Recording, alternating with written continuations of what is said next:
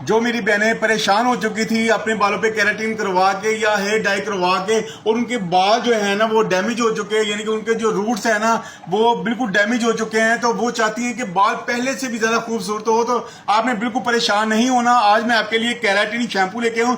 ये बहुत ही अच्छा शैम्पू है। ये आपके बालों की ग्रोथ को भी बढ़ाएगा और आपके बाल जो डैमेज हो चुके हैं, जो खराब हो चुके हैं, उनको बिल्कुल ठीक कर देगा, वो भी चंद दिन के अंदर अंदर। ये बहुत ही अच्छा शैम्पू है और इसका जो है ना रिजल्ट है, इसको आपने लाजमी ट्राई करना है। और इसके साथ साथ केराटिन का हेयर मास्क भी था, इसकी तो धूम मची हुई थी बहुत ज्यादा। और इसके साथ साथ मैं आज वो वेरिएंट लेके आऊँ जो बाजार से भी आपको नहीं मिलेगा, वो फीसद गारंटी के साथ ओरिजिनल है और ये सिल्वर में है। यानी कि पहले केराटिन इसकी तो धूम मची हुई थी ना, लेकिन अब इससे भी एडवांस में आ गए।